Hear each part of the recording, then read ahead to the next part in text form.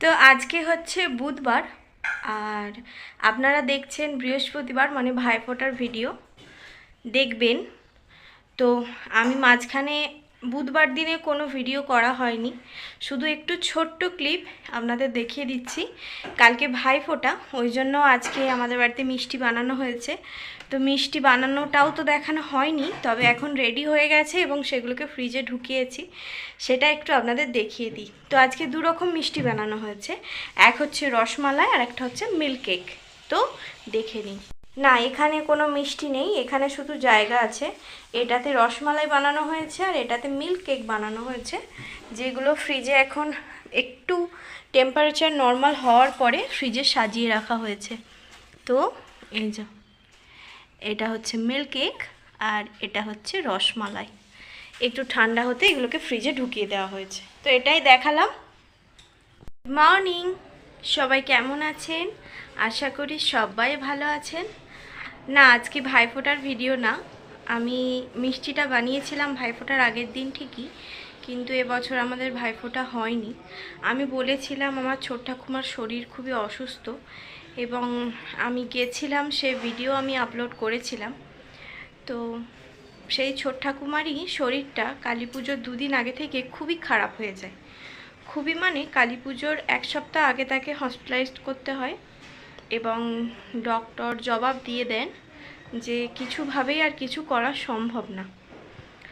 তো সেই জন্য কালী পুজোর 2-3 দিন আগে তাকে বাড়িতে নিয়ে চলে আসা হয়, কিন্তু অক্সিজেনের দ্বারা উনি ছিলেন, মানে আমাদের সকলের মধ্যে ছিলেন। পার ডে 4টে 5টা, কখনো কখনো 6টা, না সরি আমি ভুল বলছি, পার ডে 8টা 9টা করে গ্যাস সিলিন্ডার দেওয়া হতো, যার দ্বারা তিনি ছিলেন।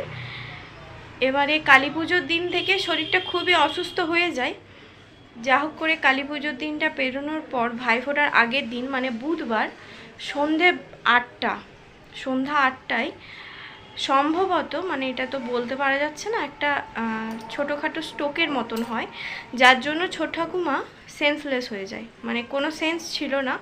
8টার থেকে 1:30 পর্যন্ত কোনো সেন্স ছিল না, আর 1:30টার সময় উনি আমাদের ছেড়ে চলে যান। সেদিন সারা রাত সেখানেই কেটে গেছিলো, সবাই এবারই ওবারই করছিল। তো তারপরে আমরা পরের দিন ভাইফোঁটা ছিল, আমাদের তো ভাইফোঁটা হলো না। তো বৃহস্পতিবার বিকালবেলায় আমরা চলে আসি ভদ্রেশ্বরে। আমি অবশ্য একা আসিনি, আমি, আমার হাজব্যান্ড আর আমার মা এসেছে। তো আমরা এখন ভদ্রেশ্বরে আছি। ঠাকুমার কাজ, মানে যে 10 দিনের কাজ শুরু হবে, সেটা শুক্রবার শুরু হচ্ছে। শুক্রবারে ঘাট আর শনিবারে শ্রাদ্ধানুষ্ঠান। তো আমরা যাব শুক্রবার সকালে। আপাতত এখানেই আছি, আজকে মঙ্গলবার। তো এই আমি শুধু এটুকু জানাতে এলাম, এই কারণেই আমি এই কদিন ভিডিও দিইনি, কারণ আমরা সপরিবারে খুবই মর্মাহত এবং খুবই শোকাহত। তো এখন আমি এই করছি, আমি ওই করছি, গুড মর্নিং, কেমন আছেন, এসব করে ভিডিও করার মতন মানসিকতা আমাদের নেই। সব কাজ মিটে যাক সুষ্ঠুভাবে, আবার আগের জীবনে ফিরে আসি, তারপর আবার আগের মতন ভিডিও করব। শুধু এটুকু বলারই ছিল। তো সবাই ভালো থাকবেন, সুস্থ থাকবেন, সাবধানে থাকবেন। টাটা।